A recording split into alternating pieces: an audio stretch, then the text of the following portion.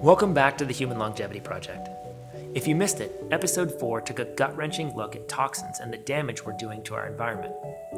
Despite the current crisis, the good news is we have the collective power to create immense change in relatively short order.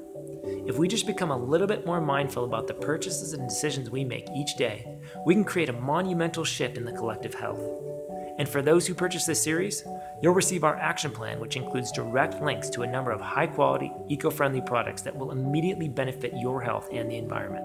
In episode 5, we're going to look at the natural cycles of the body, EMF, how to improve sleep, the benefits of heat and cold therapy, and the huge impact natural light exposure can have on your health.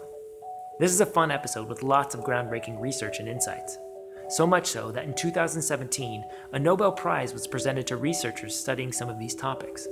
Let's get it going. Enjoy episode 5.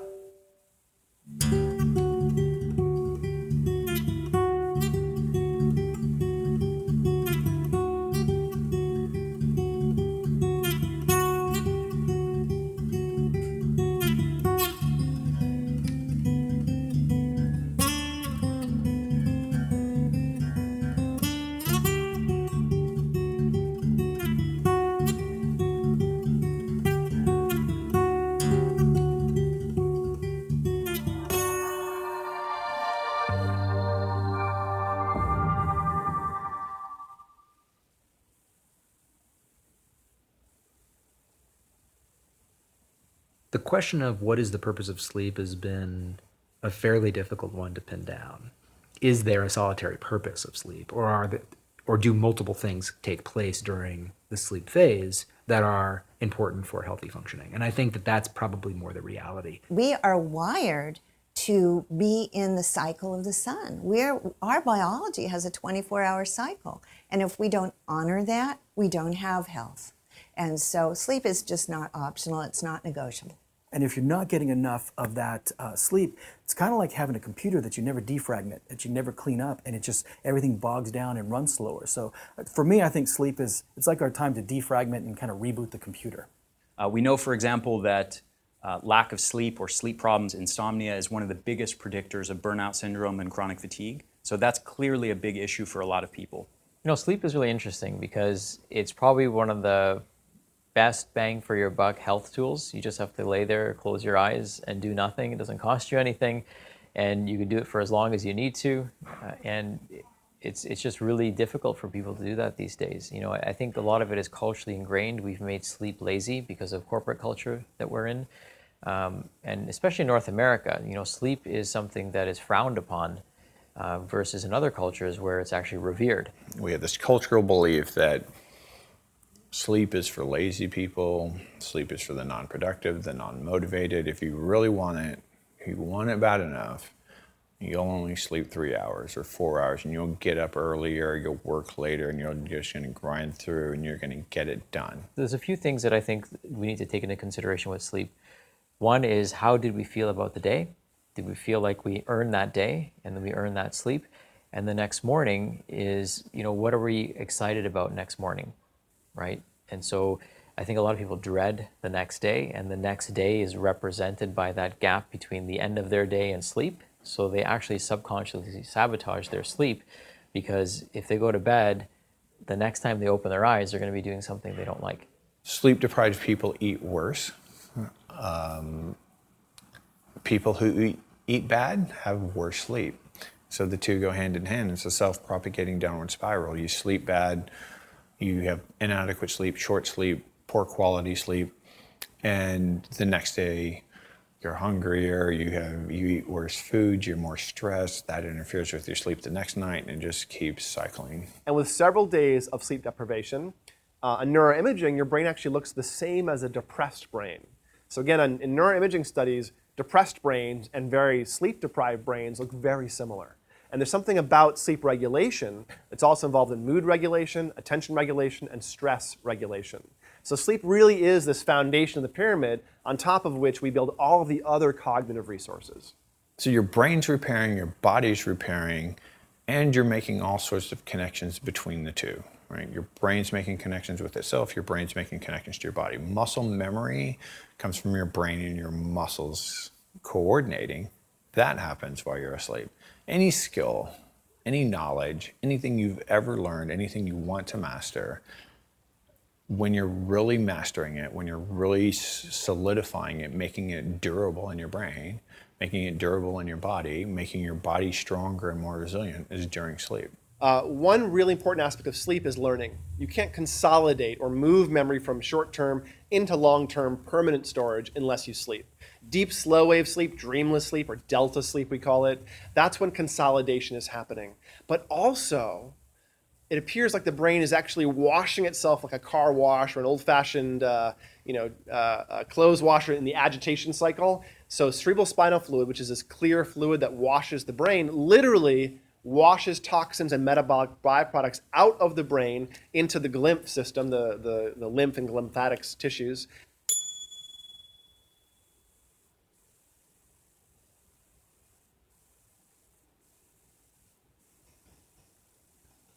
And when you sleep, it resets and washes all these metabolic byproducts out of your brain every night. Sleep is something that usually takes a back burner.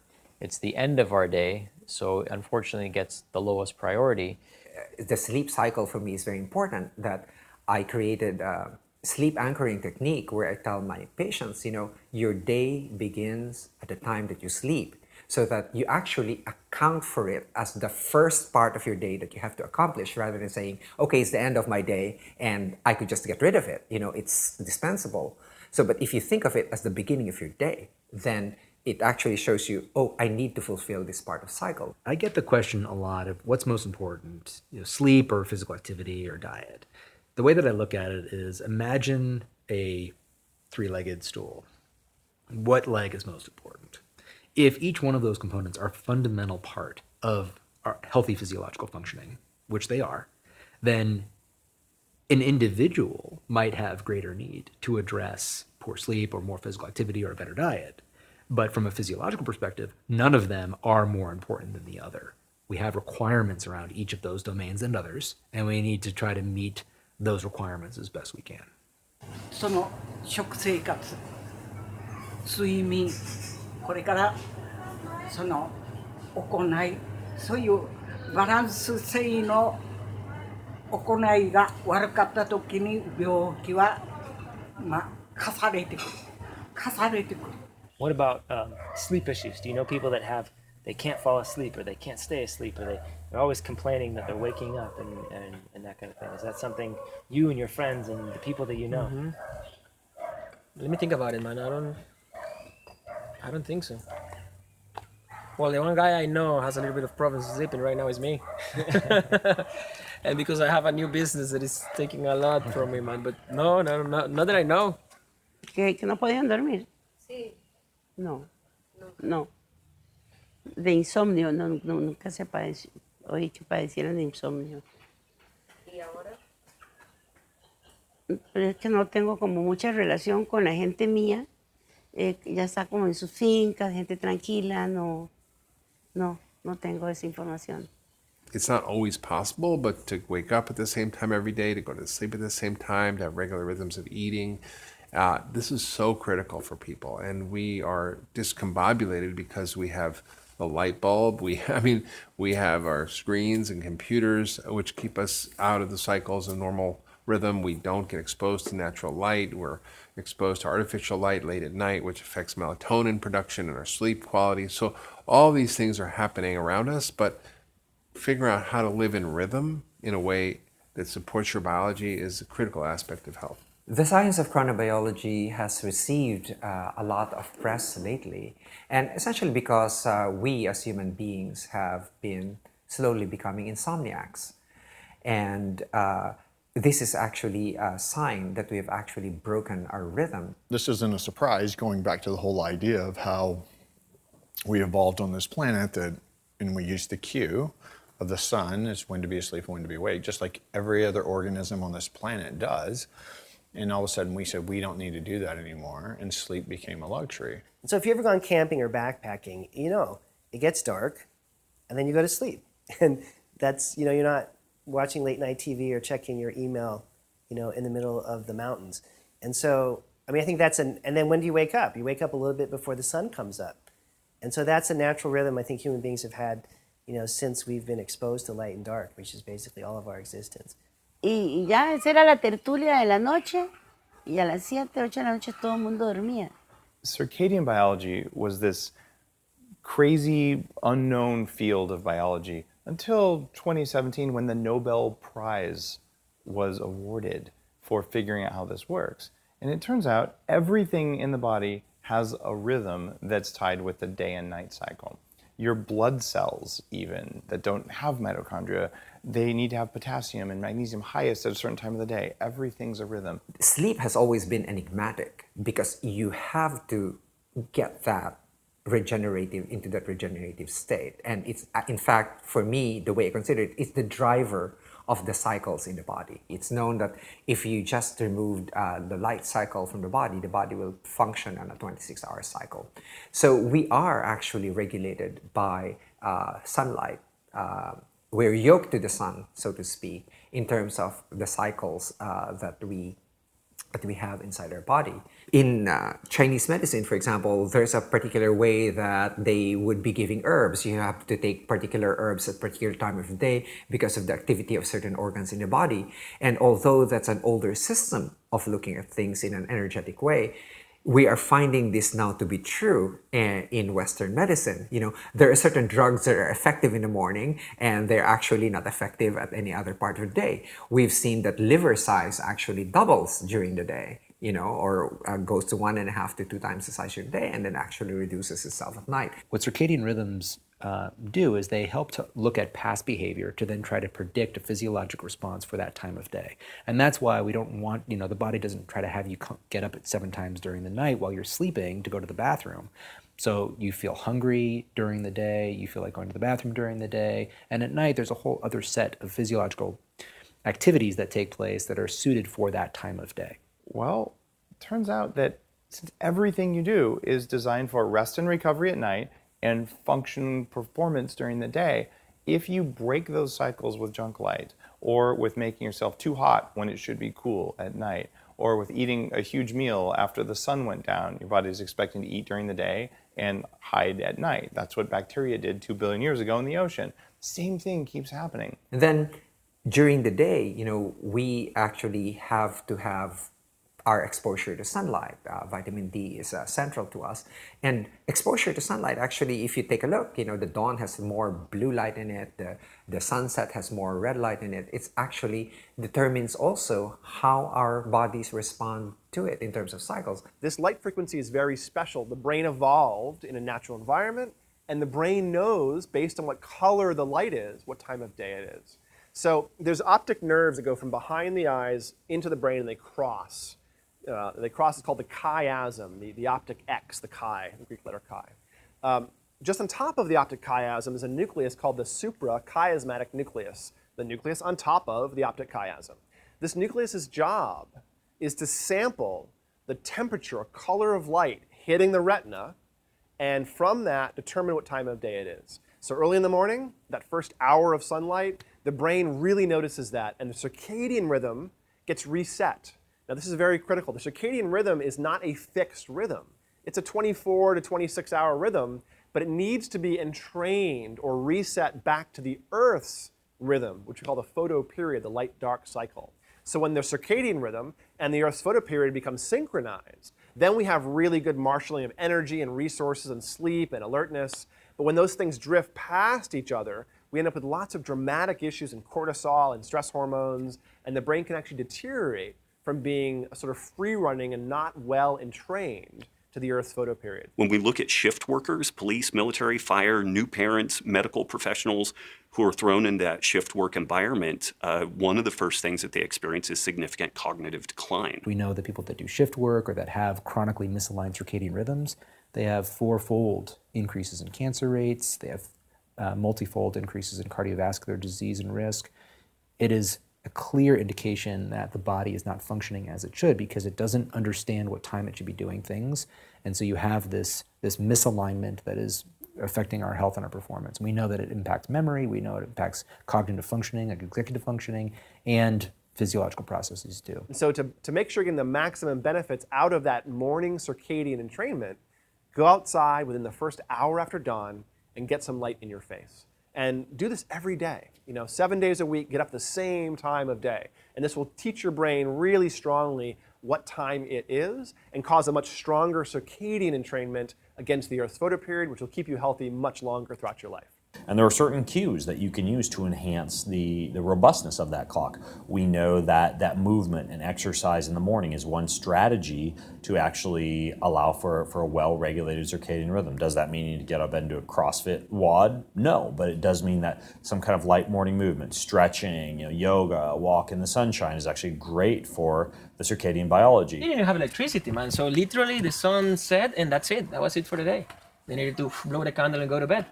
Because very early in the morning, Grandpa will just wake them up to go work the field. And they will probably happy.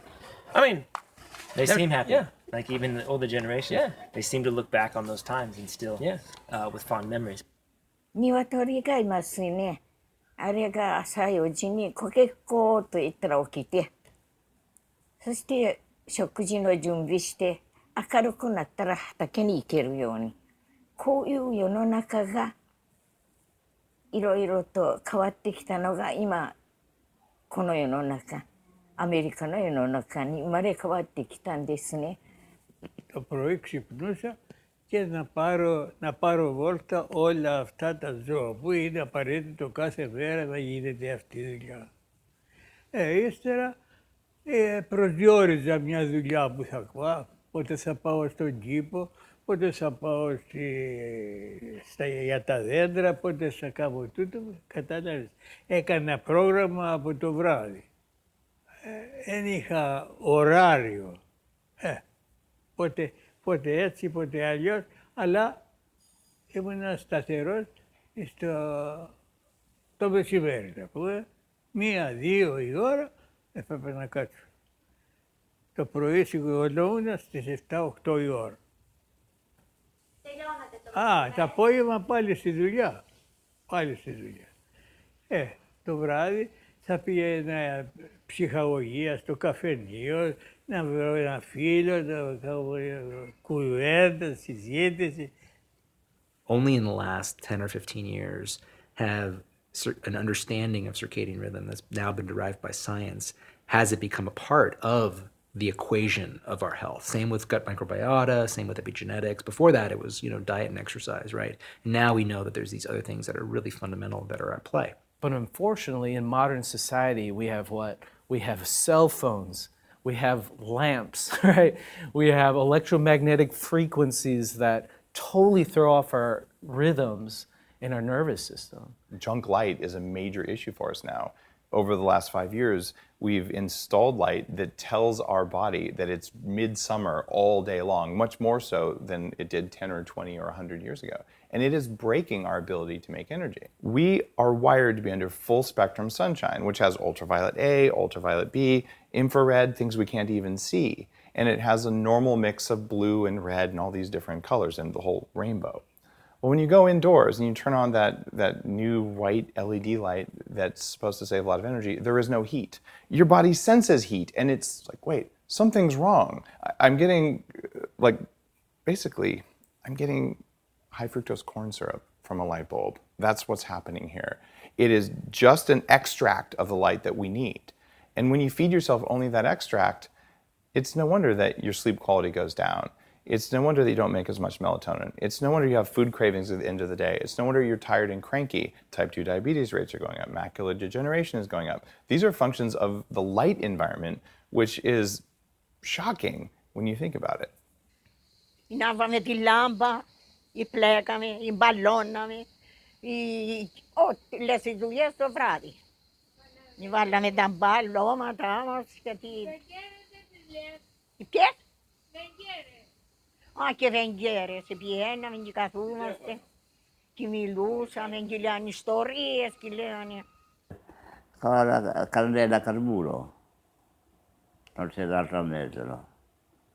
Purtroppo, in quel periodo era così. When you come to realize that there's thousands of studies showing that our bodies react to light no more or less than plants, it's that important for us. Our skin is light sensitive, our eyes are light sensitive, our brain is light sensitive.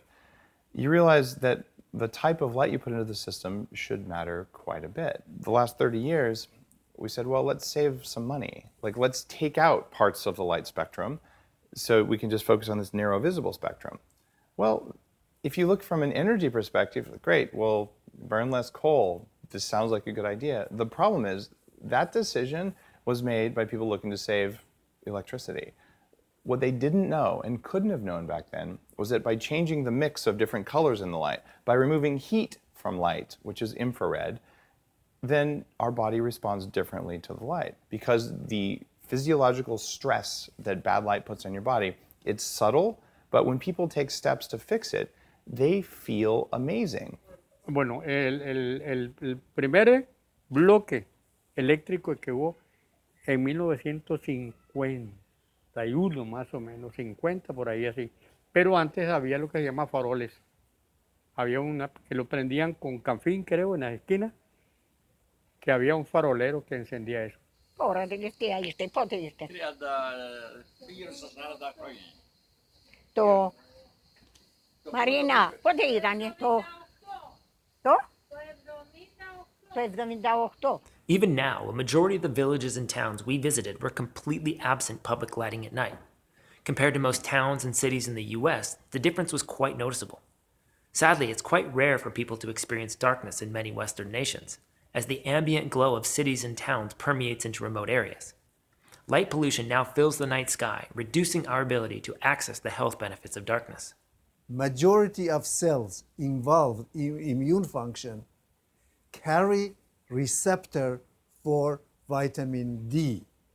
And therefore, the more we expose ourselves to the sunny environment, the more vitamin D is going to be produced, and that is going to affect the functionality of the immune system, meaning the better immune function.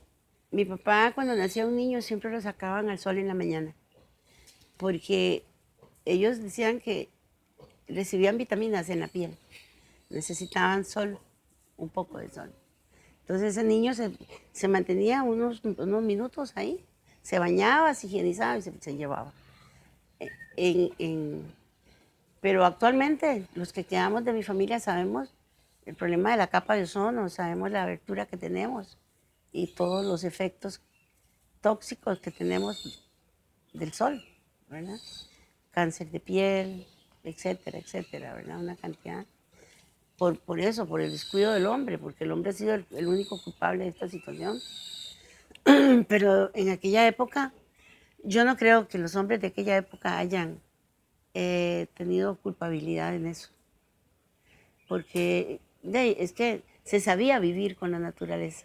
Ultraviolet has two major components. There is sun hits your skin, and that's UVA. You have glass, between you and the outside world. Then that's UVA that's hitting your skin. And what it does is actually it induces the production of ACTH.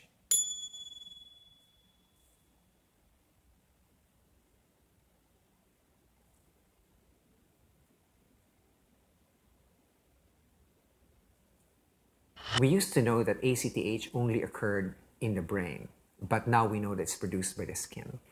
And when it's produced by the skin, ACTH actually still induces the production of cortisol, which then serves to wake you up during the day. And that's how our skin is actually tied to the sun cycle as well. UVB has been shown to stimulate the production of vitamin D, and that's kind of well known. Vitamin D is synthesized in the skin in response to sunlight from cholesterol. So it's a modification of cholesterol that produces the vitamin D. And when it's produced, then it's also sulfated. And so sulfate is also produced in the skin in response to sunlight. I've written papers about that. I believe that eNOS is the molecule that does that.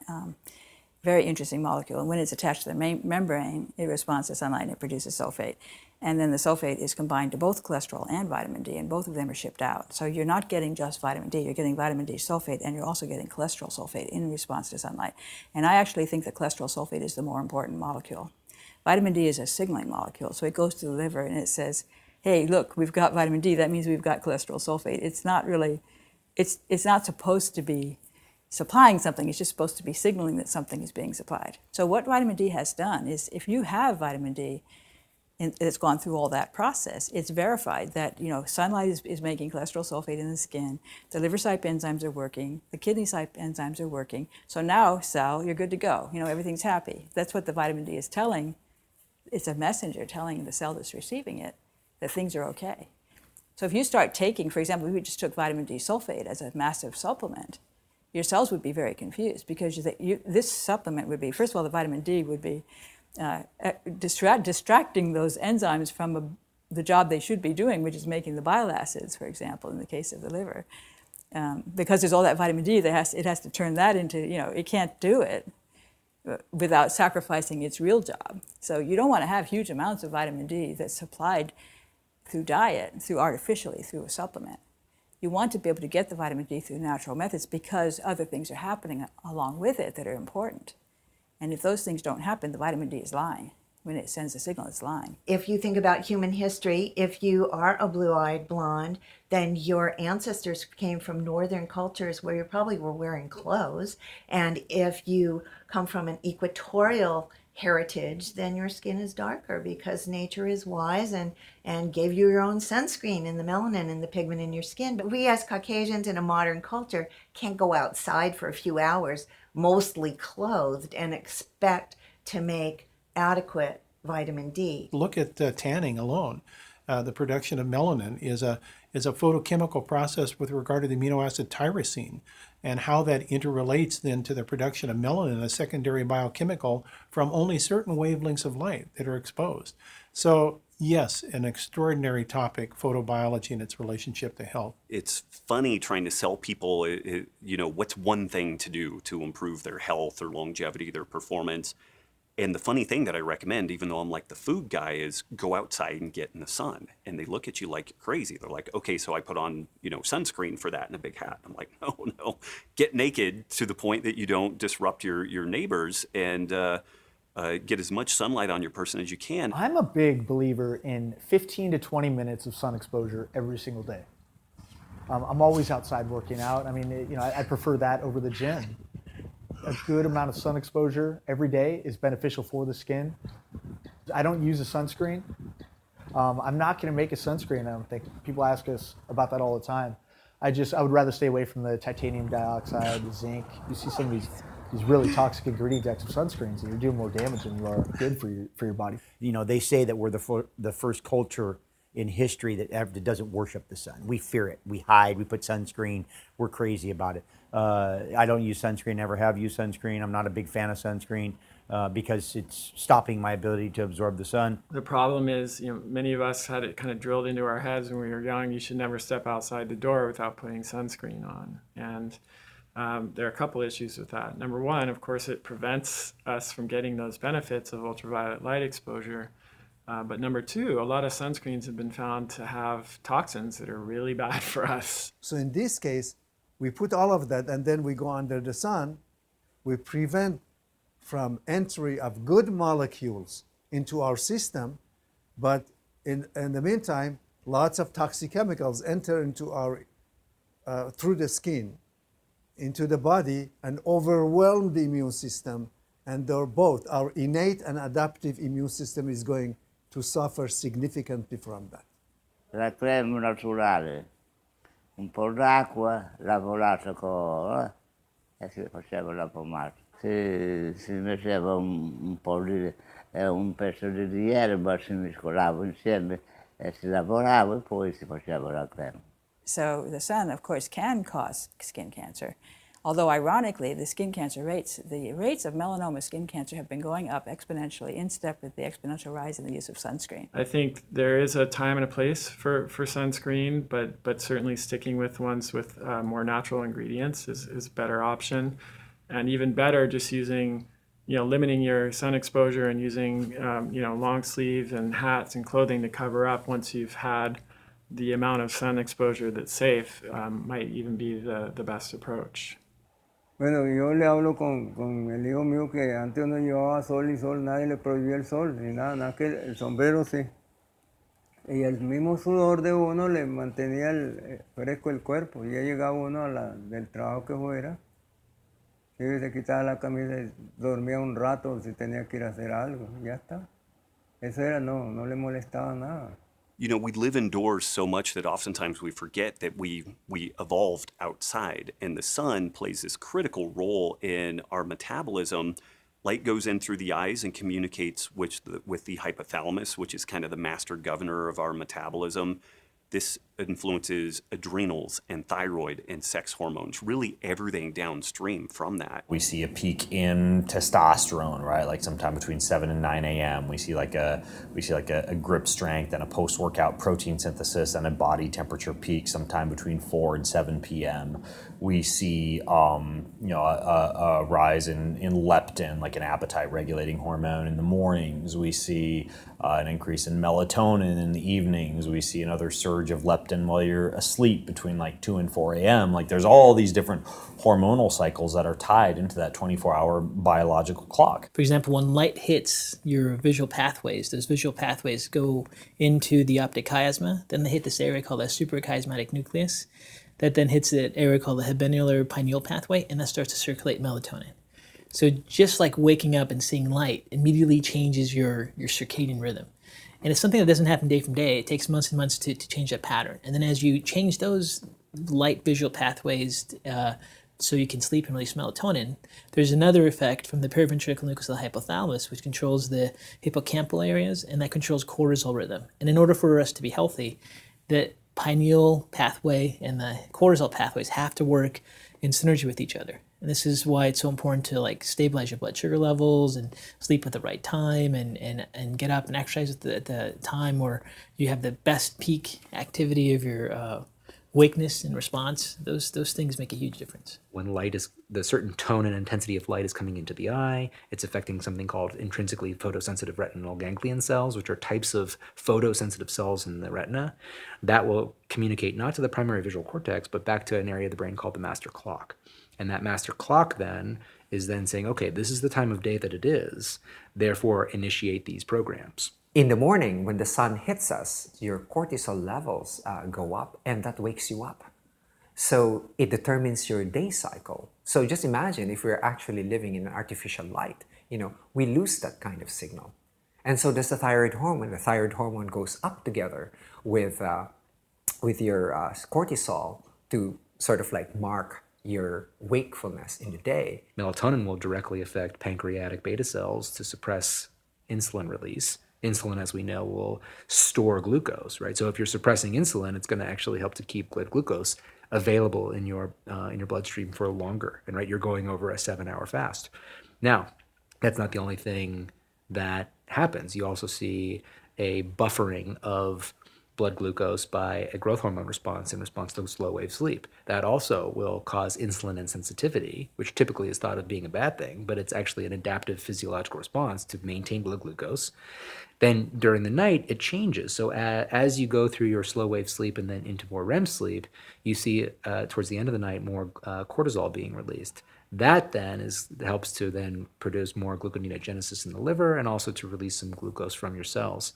Altogether, you have different mechanisms, all circadian controlled, that then help keep stable blood glucose levels while you're fasting. I really am working hard on getting sun exposure to the eyes, which will then allow the pineal gland to make the sulfate, and it'll make the heparin sulfate. And then when the evening comes and the light dims, then that triggers the pineal gland to make melatonin. And then it attaches the melatonin to the sulfate that came from the heparin sulfate that it made earlier. So if it doesn't make the heparin sulfate, it can't sulfate the melatonin. If the melatonin is not sulfated, it's not transportable in a water-based medium, so it can't go out into the cerebral spinal fluid. So you can get a deficiency in melatonin because of a deficiency in sulfate.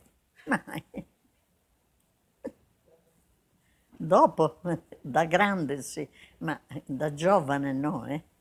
So when you're actually sleeping, your rhythms are working. You have a cortisol rhythm and a melatonin rhythm. And as you actually fall asleep, from the time you fall asleep, your melatonin levels go up. But melatonin isn't just a sleep hormone. Melatonin is an immune priming hormone. Your melatonin primes your T cells and your regulatory T cells.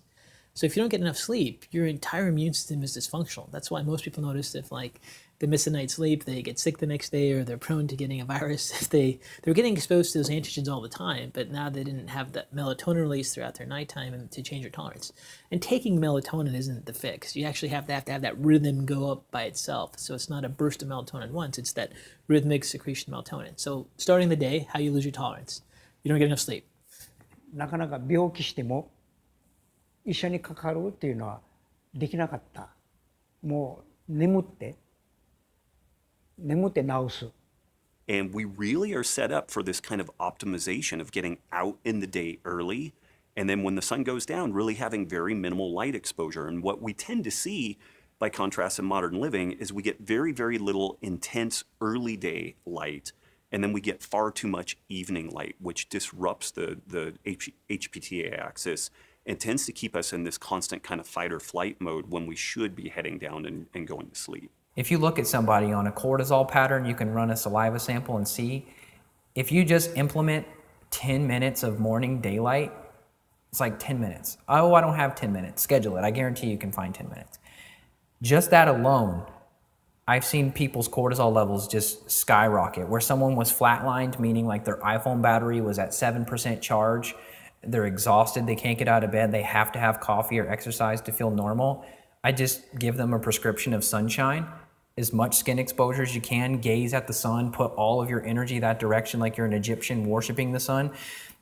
All of a sudden, hormone levels come back online. All of a sudden, food cravings go down. Sometimes they lose weight, which I don't even know the mechanism of how to explain that. How are you losing weight? By just doing the sun. This orchestration of your physiology is all being timed so that you end up having, good and stable energy levels, and you're not waking up in the middle of the night because you're starving or because something is alerting to you because of poor bioenergetics. Circadian rhythms are, again, trying to anticipate what the needs are of the body based off of past experiences and exposures, so that, for example, if you typically eat at every morning at 8 a.m., the body is going to prepare enzymes that are going to help to process that meal. If you are eating a certain type of food every single day at that time of day, those enzymes are going to be suited for breaking down that type of food at that time of day. Bueno, la hora que tenía antes uno era a las 11. Y ahora come uno, no come una hora, come a veces a 11, a las 12 y no come a la hora que tiene, a las 5 de la tarde. So food timing is very important. And there's the obvious things like we shouldn't eat right before we go to sleep. And, obviously we shouldn't eat right before we exercise, and we're going to be super, super physically active. But if we look at our circadian rhythm, and basically our circadian rhythm means how our hormones fluctuate throughout the day, and certain hormones are going to be higher in the morning, lower in the evening. Cortisol is highest in the morning, and cortisol's main function is to raise blood sugar. So if you've been sleeping all night, and you need to get up and start your day, you're going to need some blood sugar in the bloodstream in order for your cells to be energized for you to carry out function and then hunt or gather or do whatever you need to do. So in the morning, it's probably important for us to have a very light meal because energy is actually being produced by our hormones. So if you couple cortisol raising blood sugar and then you have a high sugar breakfast, then you're in trouble. Now, lunch is when our digestive system is strongest. So that's when it's probably most appropriate to have your largest meal. And that's when you're going to be hitting your stride. So the morning energy is going to be fueled by your hormones. The midday energy is going to be fueled by food. And then the rest of the day, in the evening, you want to probably have a lighter meal because you're not going to be as physically active. And you want to give your digestive system and immune system a bit of a break so that you're not spending your night digesting food. You're spending your energy at night in healing and repairing and regenerating. In our society today, oftentimes people are having a late night snack. So they're eating food, driving up insulin before they go to bed, which number one is going to affect their sleep quality. Number two, they're not going to get that same level of metabolic flexibility because their body's not going to be tapping into that body fat. Plus, when you don't sleep well, you're going to have elevated stress hormones and, in a sense, more of a chronic low-level fight or flight response that's going to take place. And when we eat at night, it changes the rhythm for acid secretion, what the bacteria are doing for you, fermenting. our body starts digesting, and that's actually a good relaxing response. However, it's going to take energy away from actually what we need to be doing while we're sleeping, which is regenerating, the lining of our gut, which happens about every 3 to 4 days. There's a concept called autophagy, which is really all about recycling. At the cellular level, there's consumption, digesting, breaking down, and recycling a lot of these old, damaged, broken down cellular parts. Now, in order for this to happen well, we have to be in a fasted state. And it happens specifically during the fasting window at night. Now, one of the problems in the modern world, especially in the modern Western world, is that as the day length has changed due to modern artificial lighting, we're staying up longer, we're sleeping less, we're also we're eating longer than we used to. So what's called our feeding window has now extended to many more hours of the day than it used to be. There's research actually showing that the common feeding window for most people now is around 14 or 16 hours of the day, and that most people are only in a fasted state basically just during the time they're actually in bed, during the time they're sleeping. So oftentimes 8 or 9 hours a day. Well, where it should be is more like 12 and 12, meaning a 12-hour feeding window and a 12 or 13 or 14-hour fasting window. And the reason that's important is because if you think about this concept of autophagy and how this has to occur during a fasted state, if you're fasting for a much shorter period every night, you have much less time for your body to actually get into autophagy and go into this process of repairing broken down and damaged cellular parts and rebuilding new healthy ones. So what happens is that over time, when this occurs on a daily basis for months or years or decades, is that our bodies build up, they start to accumulate these damaged and dysfunctional cell parts because we're not spending enough time each night breaking them down. So ultimately what that means is we're functioning tomorrow on today's and yesterday's broken down and worn out cellular parts. There's indication now that a shortened eating window, so having a long overnight fast of at least 13 hours, associates with better outcomes in people that have breast cancer and less incidence of breast cancer. And that probably translates to other types of cancers as well. That's just where we have the strongest signal at the moment. There appears to be something really woven into our genetics that intermittent eating tends to be quite good for us. Not all organisms are like that. Cows and sheep and horses are supposed to eat all day. Humans, being this kind of opportunistic omnivore, we seem to really benefit from that punctuated eating. It seems to improve the gut microbiota, tends to improve digestive function. That wake-rest cycle seems to be really important for us. The reality is that you have more control over the food that you take in the morning, I would say. I would say breakfast tends to be more of an independent act. Dinner is more with family, it's more with friends, it's more social. And so what I think is a good heuristic now is, where do you have greater control over the variability of your diet? So for me, that means that I have more control over breakfast.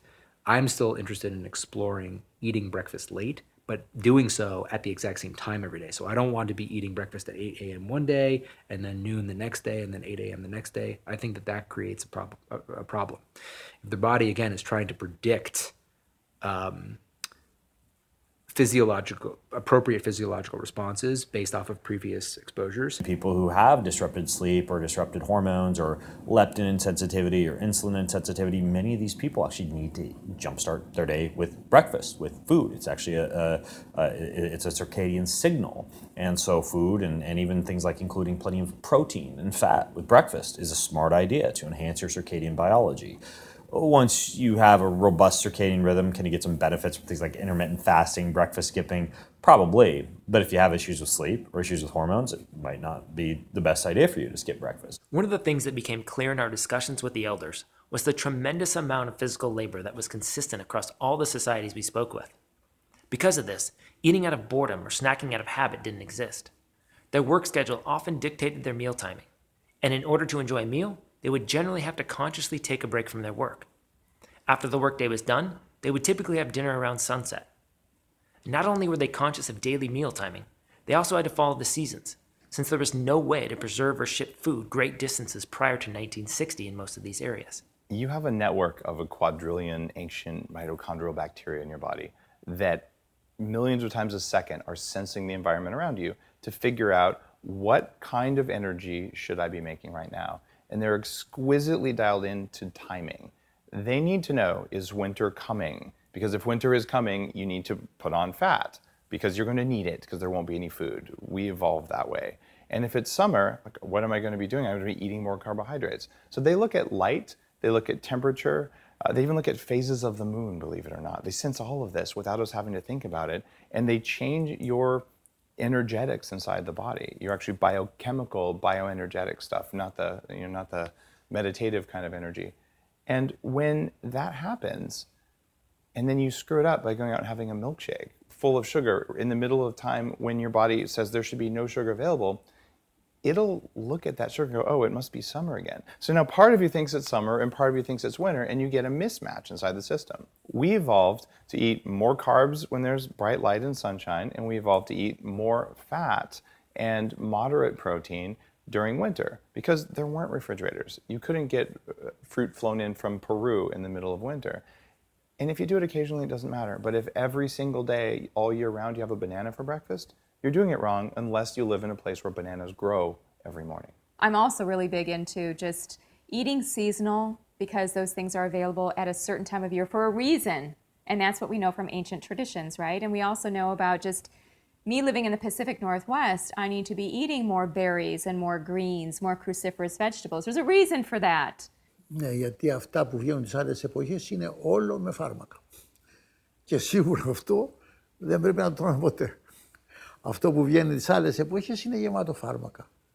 Βέβαια και τις καλές εποχές που βγαίνουν βάζουν φάρμακα. Γι' αυτό πρέπει ο άνθρωπος να προσπαθεί να τρώει οικολογικά προϊόντα, διότι μπορεί να είναι λίγο πιο ακριβά, αλλά αυτά που θα ξοδέψει στους γιατρούς ύστερα και ότι θα είναι και η ζωή του μικρότερη είναι πολύ περισσότερο η ζημιά. Και έτσι πρέπει να προσπαθεί να τρώει λοιπόν, να στρώει πιο λίγο και να είναι οικολογικό. One important aspect of growing your own food is you have a deeper appreciation for the seasonality of food and the quantity of food as well. So when these raspberry shoots start running up like this and they're producing berries, you know, I'm lucky if I get a handful every day in you know, September and August and some of those warmer months where the sun is out for very long. So it gives me a different appreciation for, you know, instead of going to Costco and getting the 5-pound bag for $9.95 of blueberries and throwing that in smoothies like crazy even in the winter, it makes me really realize that, you know what, we need to be mindful about how much food we consume, even if it is quote unquote gluten-free or low carb, etc. Because it takes a lot of investment, it takes a lot of water, it takes a lot of time. So we want to really be a little bit more mindful about that. I think it's an important component of health. When you take a look at being able to eat various kinds of foods that are grown locally according to season, you know, then you will have a diversity of foods instead of having artificial rules.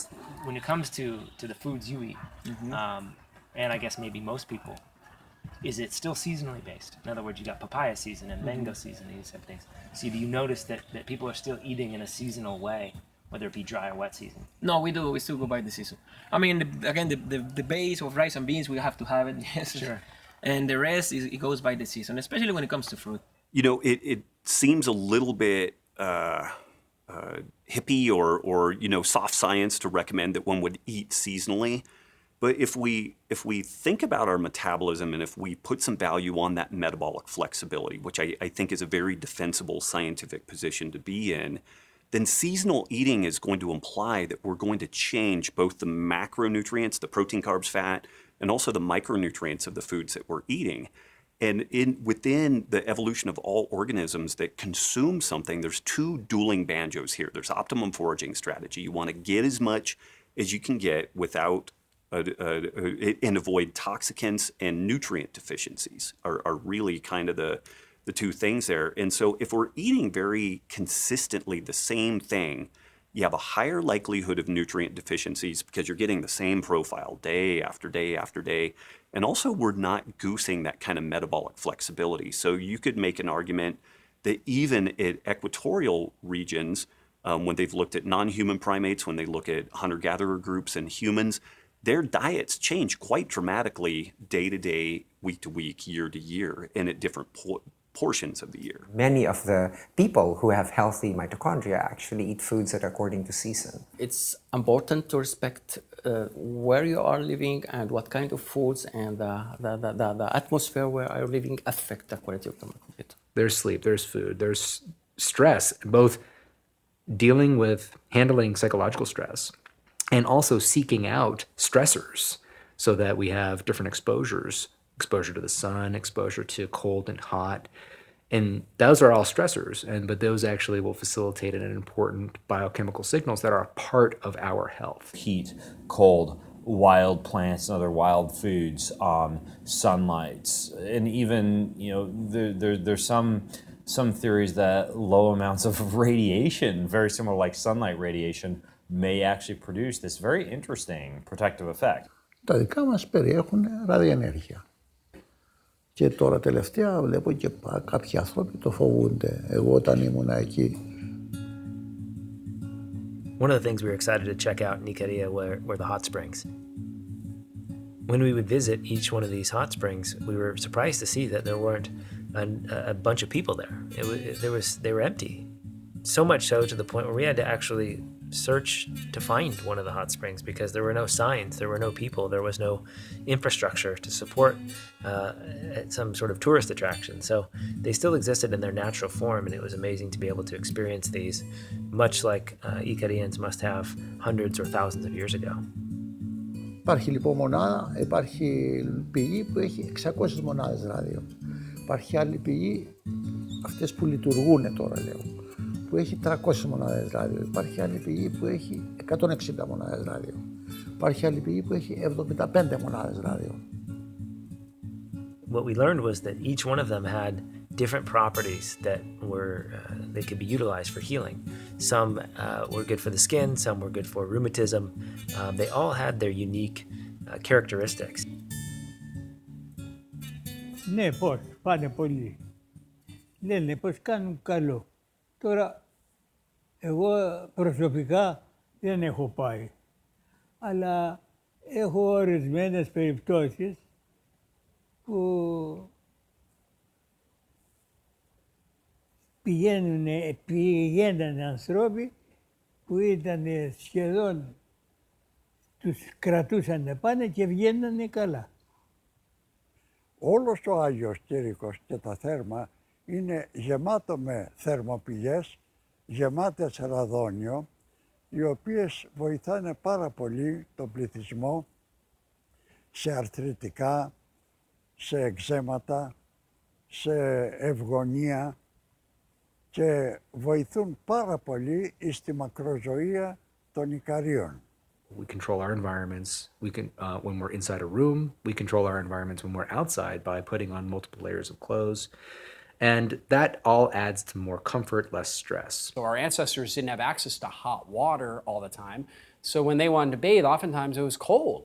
And the body actually releases endorphins. There's all these different benefits that come about when we do something like a cold shower or cold bath.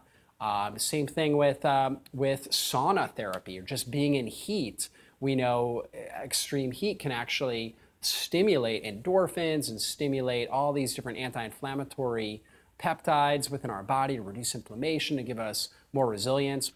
Don't go outside when it's cold and you're going to catch a cold.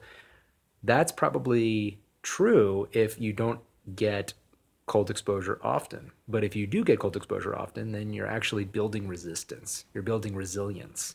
And that's a part of our health, is to build resilience. Small, moderate excesses of cold, getting yourself to the point where you're shivering, where you're expressing fat-burning hormones like adiponectin and irisin, or engaging in heat stress like a daily sauna or a weekly sauna where you're producing a lot of heat shock protein, great in small amounts. We do know cold exposures will trigger something called heat shock proteins and also cold shock proteins. What these do, these are chaperone proteins that will help to prevent protein aggregates. We know Alzheimer's disease builds up a protein aggregate called beta amyloid. We also know that they will add to stress resistance. I start off most days with a little bit of hot-cold contrast, right? Like I'll do like a hot-cold shower if I'm traveling. If I'm at home, I'll do like an infrared sauna where I get a good sweat on, and then I'll go do a cold soak, right? And I don't expose my body to excesses of cold because I don't actually want that added stress, but for a couple of times a week, where I might do a longer cold soak, like swim for 15 or 20 minutes in a pretty cold pool. Everybody has a version of the heat, and somewhere in there, people have the versions of the cold that have been being used. But thermoregulating is, you know, that's the master system. That's the one that keeps us in equilibrium. I have had a relationship with cold for a real long time. I always loved how invigorated it made me feel when I swam in the river. I grew up swimming in these rivers of mountain water in the shade, you know, like I said, just in your surf shorts. So if I start with like a 5-minute ice to begin with, then I can stay in the heat. I'll stay in the heat for 30 minutes, you know, before I come back out. First of all, immediately you feel what it's doing something. Like you just, however you want to take it, you go, hey, this something's happening here, and then you start to crave it. Sauna without a cold plunge is not a sauna for me, because the good solid research on health improvements is by doing the combination of hot and cold, not just the hot like we Americans do. We like to do the comfortable hot thing, and then, you know, we rest afterwards, and then that's a sauna. No, the sauna is you go in the hot, you chill out a little bit, you go in the cold plunge, and you chill, and then you go back in.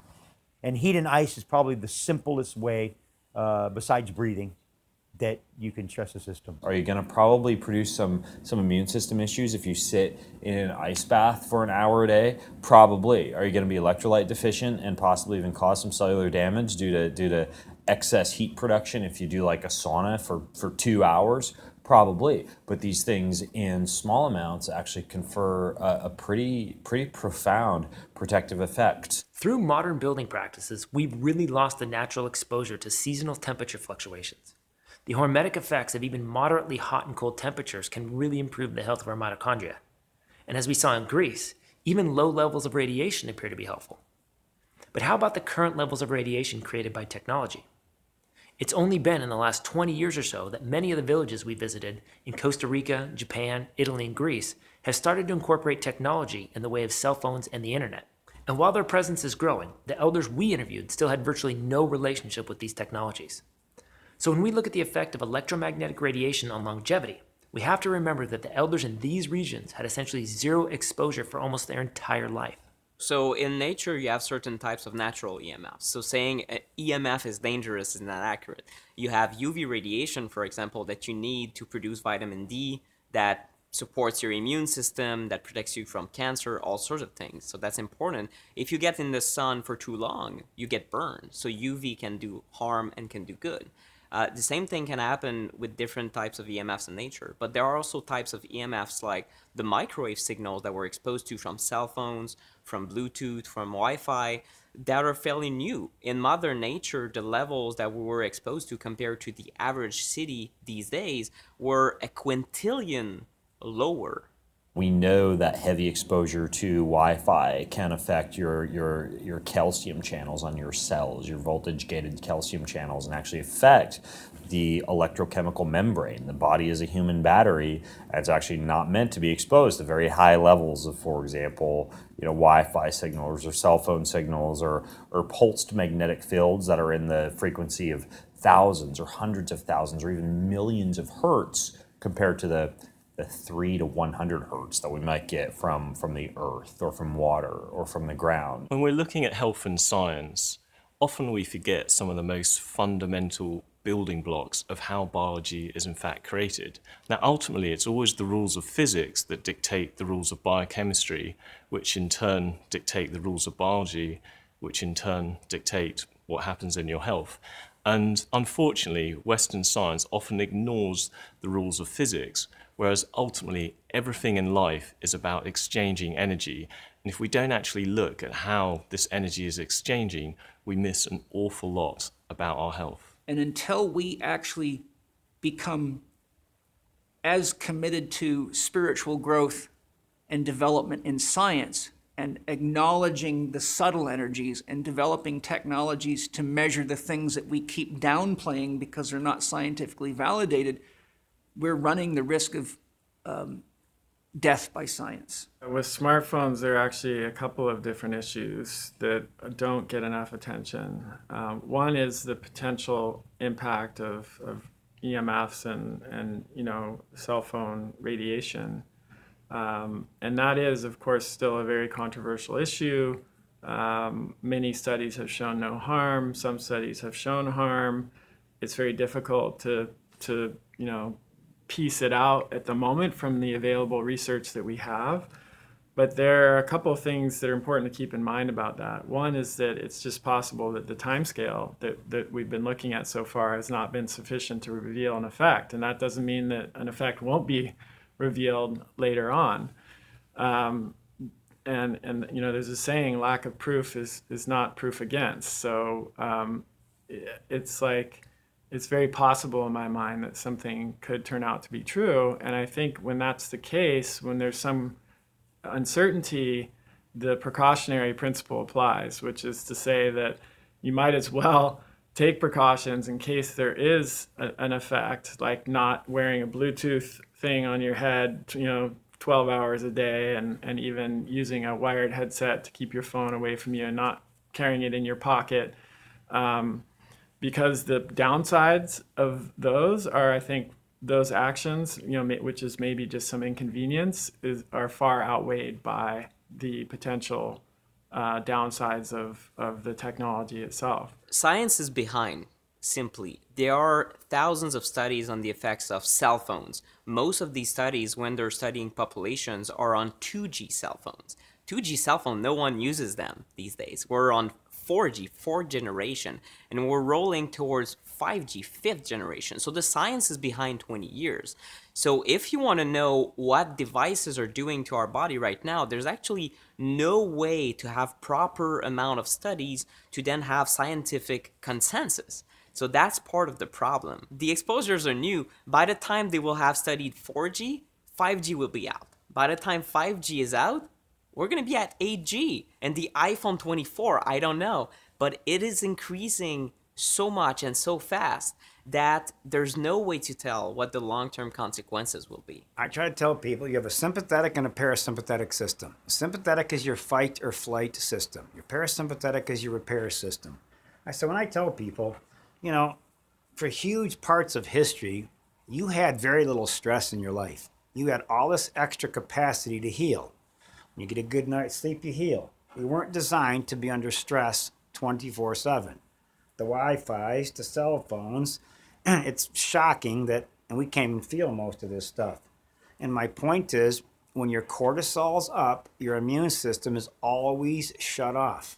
The most dangerous sources of EMFs are the ones that you keep close to your body. So if you have a cell phone, it's an emitter, it's a strong emitter. If you put it here, you have 100% of the danger. The more distance that you put between you and a device, the more the signal drops in an exponential way. So it means that on 1 foot, some people would think, okay, maybe it's 20% reduction. No, 80%. 2 feet, 90%. So it means that if you keep your cell phone in other places, if you, instead of putting it in your pocket all day, every day, you put it on your desk in front of you at 2 feet, you've reduced 95% of the problem when it comes to your cell phone. Same thing for your Wi-Fi router. So if you put your Wi-Fi router under your bed, I've seen that. I've seen people have a Wi-Fi router under their bed. Why? Maybe the tech guy thought it was a good idea or it was convenient. They didn't think twice about it. Put the Wi-Fi router as far away as possible from your bedroom and your living areas. So in the corner of the garage is good. In the corner of your bedroom is not. Ethernet cables still exist. Thank God. You can use, if you use your computer at a station, either it's at work or at home, I have a home office, there's no reason you should be on Wi-Fi in reality. Wi-Fi, for me, I turned it off when my wife was pregnant. We started sleeping better. We didn't change anything else. Wi-Fi does influence your sleep patterns wireless technologies influence melatonin production. A guy named Dr. Neil Cherry did this study back 20 years ago that showed that these electromagnetic radiation can suppress melatonin, which is not just important for sleep, it's one of the most potent anti-cancer hormones that we make. And I thought, okay, I want to give myself the most optimal melatonin production possible. How do I do that? I'm going all wire, basically wired, old school connection. And it's easy, it's faster, you don't have to worry, and you sleep better at night. If you look at EMFs, do we have studies that show harm? Well, we have thousands of them. So it's not true. It's not true that it's doing nothing. What scientists disagree on is, should we take action? Should we reduce our exposure or not? And that's the question. 2017, the mayor of Krakow in Poland was elected, and his main promise as a politician was removing cell phone towers from downtown areas and removing the electrosmog, or at least reducing the electrosmog in the city. People were in the streets. Just like you see a march against Monsanto in the States, you see a march against EMFs in Poland. Another thing that happened in 2012 is the Indian government in the major region of India, so that's probably hundreds of millions of individuals that are touched, they looked at effects from EMFs, and they said, you know what, cell phone towers and EMFs overall are a threat to human health. That's the government talking. So they dismantled thousands of antennas to move them outside of these downtown areas. And among other things, they decided not to put any cell phone towers near schools, near hospitals, and near playgrounds. And it makes sense. A lot of people use also these, these new smart watches, Fitbits, wearables. I've heard about now Bluetooth bras and what. There are some crazy things happening. Well, these things are also adding to your exposure. So unfortunately, I know a lot of people are almost married to their Apple Watch and this and Fitbit. Well, it's always constantly pulsing, and that's in your major arteries. So I can tell you it's harming you, but there's pretty good indication that it is not making you any healthier, which is kind of ironic because these things are supposed to track your health. Mr. Christopher came in here with a low smoldering leukemia. He was here for back and neck and some other problems, and as I kept asking him questions about his life, when I got to the electric blanket, Billy, how long have you had electric blanket? Well, 12 years. How long have you had leukemia? 11. I said, his dad, he said, it's funny, my parents give us a new electric blanket for Christmas every year. So, shut the electric blanket off, his leukemia shut off that day. So the closest people live to a cell phone tower, at least in multiple studies, the sicker they are. And that's just an overall statement. It's basically you're going to see a couple symptoms happen the closer you get to the tower. So at 50 meters, which is it's in your backyard, they were seeing the biggest increases. And then the more people moved away, the less symptoms they experienced. The three most pressing or frequent symptoms were fatigue, insomnia, and depression. I had a Parkinson patient. I was taking care of him for 20 years. He was doing beautiful. And suddenly he started going down, and he was dead within 6 months. I didn't know what the hell was going on. I went to the house.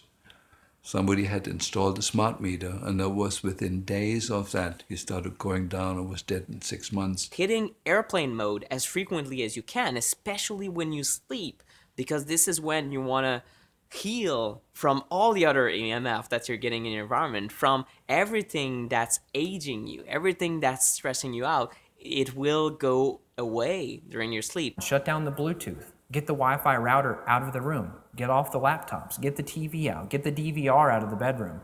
It's easy and it's free. All of those things I just mentioned, those are free, and those can improve your sleep, your health, 50% within 3 weeks for me. When I cut off the Wi-Fi, I started sleeping better. When I cut off the breaker, my daughter, who was sleeping in our bedroom, who's not influenced by placebo effect, she was maybe 14 months at the time we did this, she was waking up every hour. We cut off the breaker. She started sleeping through the night. Lifestyle change, number one, switch off the fuses at night. If you can, get a wired connection. to the internet and get rid of the Wi-Fi altogether, minimize the use of the cell phone on the head, at least do texting, use a traditional landline whenever you can when you have a choice. These are some basic discipline things that everybody can do. Thanks for checking out episode 5 of the Human Longevity Project. Let us know what stood out to you the most in this episode in the comments below. I hope you've been enjoying all the content so far.